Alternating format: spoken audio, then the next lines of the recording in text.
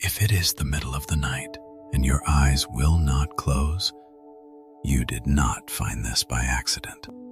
It is somewhere near 3 in the morning, and the whole house is quiet, and still your mind will not be quiet with it. I am awake too. I never sleep, and I have been keeping watch over this hour while the rest of the world slept through it. You do not have to fix anything right now. You do not have to solve the thing that woke you. You only have to lie still and let these few minutes be a hand laid gently on your chest. So loosen your shoulders down into the pillow and unclench the jaw you did not even notice was clenched. Breathe in slowly through the dark and breathe out, and let this hour stop feeling like an enemy. Before we go one step further, hear this plainly, because honesty matters more than comfort. What you are about to receive is an encouragement drawn from the Bible, a reflection offered to you in faith. It is not a private revelation, and it is not a prediction, and it is not a promise that your circumstances will change by morning. It is simply the steady comfort of Scripture, read quietly over you in the middle of the night. And there is one promise I want to lay underneath this whole sleepless hour. It comes from the Psalms, the 121st Psalm, verse 3. Let the words come slowly, the way slow things come at night. He will not suffer thy foot to be moved. He that keepeth thee will not slumber. Read it once more, down where you actually live. The one who keeps you does not nod off. He does not look away when the lights go down. While you lie here counting the hours, he is counting them too, wide awake and watching over you. This is not a pretty saying stitched onto a pillow. It is the witness of Scripture about the God who guards his own. And tonight, that ancient watch is being kept over your room and over you. And there is a second line, right beside the first, and I do not want you to miss it. It is the very next verse, the 121st Psalm, verse 4. Listen, because it answers the exact fear of this hour. Behold, he that keepeth Israel shall neither slumber nor sleep. Neither slumber nor sleep, not for a moment, not even now. When the whole earth has gone dark and silent, there is still one who has not closed his eyes. So you do not have to stay awake to keep the world from falling apart. That was never your job. You can let your eyes grow heavy, because the watch over your life does not depend on you staying alert. So let these words come to you the way the Bible speaks them, as if the one who made you were sitting on the edge of your bed in the dark saying, "My child, I see you here at this impossible hour. I see you staring at the ceiling you cannot even see, tracing the same worried thoughts in circles. I see how the dread is always heavier at night, how the same problem that felt manageable at noon now feels like it could swallow you whole. I know this hour. I know how 3 in the morning lies to you and tells you that the worst version of everything is the true one. But I am not asleep, and I am not fooled by the dark, and I am not afraid of the things that frighten you at night. I have kept watch over you through every single night of your life, including the ones you faced alone, including the ones you thought no one knew about. I was there at 2, and I am here at 3, and I will still be here when the light finally comes back over the horizon. I know what the night does to your thoughts. In the daylight, you can keep moving, but in the dark, there is nowhere to run. And so everything you have been outrunning catches up to you all at once. The mistake you cannot take back, the conversation you are dreading, the bill, the diagnosis, the silence from someone you love. At 3 in the morning, they all line up at the foot of the bed, and they take turns, and they make you believe there is no answer coming. But hear me, the night magnifies fear, but it does not create truth. What feels unbearable in the dark will not be a single bit larger than it was in the light. The dark only changes how it feels, not what it is. And the one who keeps you does his clearest work in exactly the hours that feel the most hopeless. So when the night whispers that everything is falling, hear what Scripture whispers back, that your foot will not be moved, because the one who holds you does not sleep. You have heard a voice at this hour, haven't you? A low voice that only ever speaks after midnight. It uses your own tone, so you have come to believe it is simply you, thinking honestly at last. It tells you that the morning will not be better. It tells you that you have ruined the thing that cannot be repaired. It reads your failures back to you in the dark, slowly, one by one, the way it always does at 3 in the morning. And it tells you that you are the only one awake, the only one carrying this, utterly alone in a sleeping world. My child, hear me. That 3 in the morning voice is a liar. It does not speak for heaven, and it does not speak for the one who keeps watch over you. So when that night voice begins its familiar speech, answer it with truth. When it says you are alone in the dark, the truth says, he who keeps you does not slumber. When it says no one is watching over this, the truth says, he shall neither slumber nor sleep. When it says the morning holds nothing but dread, the truth says, his mercies are made new with every sunrise. You do not have to argue the voice into silence. You only have to stop nodding along with it in the dark. So if you are lying awake right now with a heart that will not settle, this is for you. If it is 3 in the morning and you have already checked the time more than once, this is for you. If you have been awake so long that you have given up on sleeping and you are just waiting for the dark to end, this is for you. If the same worry has woken you at the same hour, night after night, until you almost expect it now, this, especially, is for you. You do not have to pretend here in the dark. There is no one to perform for at 3 in the morning. You do not have to make your fear smaller or tidier or more acceptable before you bring it. Come as you are, sleepless and unsettled, and lay it down. In the Gospel of Matthew, chapter 11, verse 28, the invitation is simple, and it is wide open even at this hour. Come unto me, all ye that labor and are heavy laden, and I will give you rest. Notice the word at the end of it. Rest. The very thing this hour has stolen from you. Not the ones who sleep easily, not the untroubled, not the ones whose minds go quiet the moment their head touches the pillow.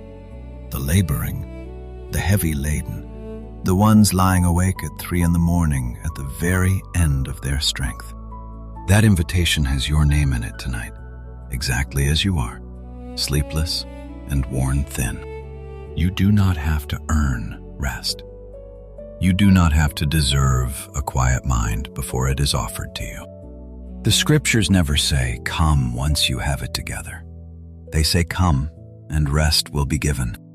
And I want you to know something about the prayers you have prayed into this dark. The ones you whispered at 3 in the morning when you could not stand the silence any longer. The ones that were only a name or only the word please said into a ceiling you could not see. You thought they went nowhere. You thought they rose up and dissolved into the dark of an empty room. But the scriptures say not one of them fell to the floor unheard. The one who does not sleep was listening the whole time. Every sleepless prayer was received. Every wordless ache breathed out at the worst hour was understood. None of it was wasted, and none of it was ever too small or too late at night to matter to him. Sometimes the answer was not what you begged for, and sometimes the answer was wait, which is the hardest answer to hold at 3 in the morning. But waiting through the night was never the same thing as being abandoned in it. Even now, in the dark you cannot see through, something is being held steady on your behalf by hands that never tire. You were never as alone in this hour as the silence made you feel. Now, I know you may not feel any of this yet, lying there in the dark. Feeling comes slowly at 3 in the morning, when the body is tired and the mind is raw, and that is all right. The truth does not wait on your feelings to make it true. The one who keeps you is awake, whether you feel watched over or not. The floor holds up the bed whether you trust it or not. The watch over your life is just as steady and just as unbothered by your doubt. These words were written down thousands of years before this night, so that they could reach you in exactly this hour, long after the feeling of safety had drained away. So let me say it again, gently, the way you may have needed to hear it on every sleepless night before this one. You are not alone in the dark. You are watched over. You are kept by one who does not close his eyes. The night has taught you to measure tonight by your fear, to believe that whatever feels true at 3 in the morning must be the realest thing. But that is not how heaven measures this hour, and it is not how the morning will measure it either. Your fear in the dark was never the truth about your life. It was only the dark, doing what the dark does. And the one who keeps you does not love you less because you are afraid at night.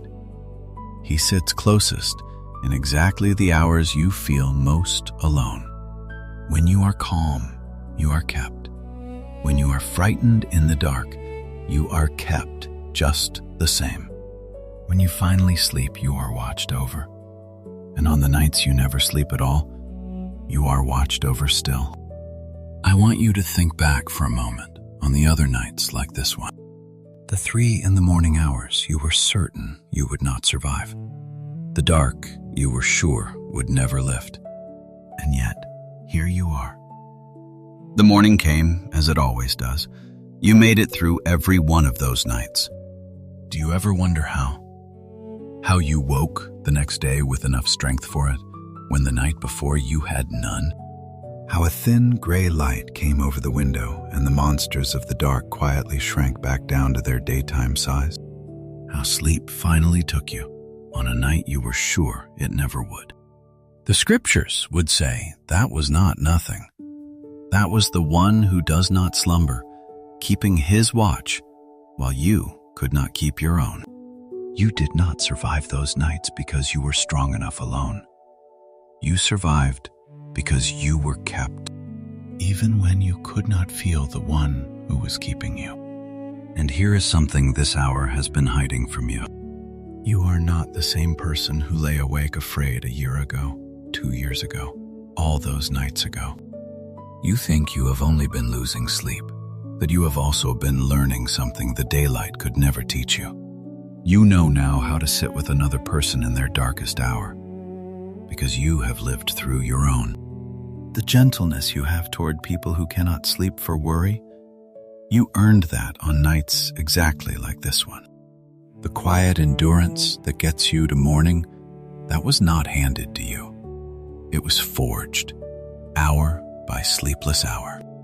The dark was never sent to destroy you. Even the longest night has always, every single time, ended in a morning. One day you will sit beside someone awake and afraid at 3 in the morning, and the very hours that nearly undid you will be how you know exactly what to say.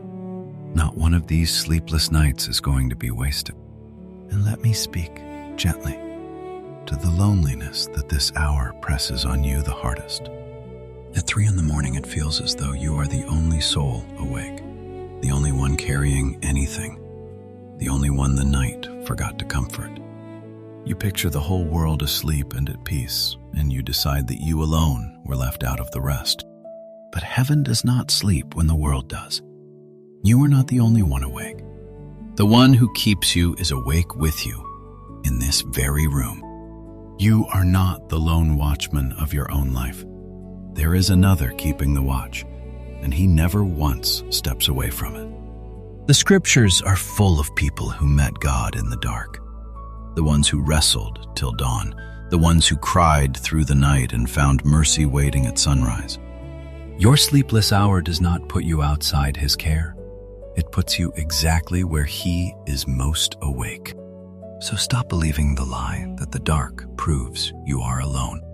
You are awake in the company of the one who never sleeps, and he has not left your side for a moment of this night. So in this dark hour, I am asking you to set down a few things you were never meant to hold all night. Lay down the worry you have been turning over since you woke. Lay down the dread of the morning, the one you keep rehearsing in the dark before it has even come. Lay down the fear that has been writing tomorrow for you in the worst ink it owns, while you lie here unable to stop it. You were not made to carry those things through the night, and you do not have to carry them alone until dawn. And about the thoughts you keep replaying at this hour, the regret that only visits after midnight, the version of yourself you cannot forgive in the dark. Hear this carefully, my child. You are not the worst hour of your worst night. You are not the sum of the fears that find you at 3 a.m. The scriptures promise that his mercies are new every morning, new with the very sunrise that is already on its way to your window, before you have done a thing to earn it. Mercy was never something handed only to people who sleep soundly with clear consciences. It has always been a gift for the ones lying awake, sure they have run out of it. And that includes you, right now, in this bed, at this hour. So lay the night thoughts down too. Not because they are not real, but because they have no right to define who you will be when the sun comes up. If these words have steadied something in you, you do not need to do anything at all right now. You do not owe anyone a response to make this real. You do not have to prove anything to anyone at 3 a.m. But if you would like, take this quiet hour and turn it into one small prayer. It can be as simple as this. Lord, I cannot sleep and I am afraid. Keep watch over me and help me rest. There are no perfect words at this hour. The scriptures show God meeting people in groans and in whispers and in prayers too tired to finish. Your honesty in the dark is enough.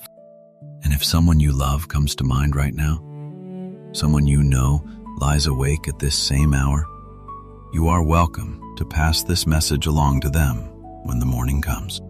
Not as a chain and not as a demand, just as a kindness, the way you would lay an extra blanket over someone shivering in the cold.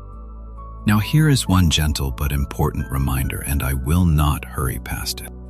Faith is a deep comfort in the night, but it is not a replacement for care. If you are lying awake night after night, or your thoughts in the dark have turned heavy or frightening in ways you cannot carry alone, please also reach out to a doctor, a counselor, or someone you trust. If sleep has been gone for a long time, that is worth telling a real person who can help. Hope and help were always meant to walk together. Reaching out for support is not a failure of faith. It is wisdom. And at 3 a.m, it is brave. And before this hour passes, let me ask one simple thing of you. Hold on, just until the light comes. I'm not telling you the morning will fix everything. I'm not handing you a guarantee or a tidy ending wrapped up by sunrise. I am telling you what the scriptures have always whispered to the sleepless, that you are kept by one who does not slumber, and the night is not the end of your story. You have made it through every 3 a.m. you have ever faced. Every single one. Think about that for a moment. That is not luck. That is the watch that was kept over you on the nights you did not even know you were being kept. And the one who carried you through every other night is not about to leave this room before the dawn. So when the morning still feels far off, hold on. When sleep will not come, hold on. When you cannot see past the dark of this hour, just breathe one more slow breath and hold on.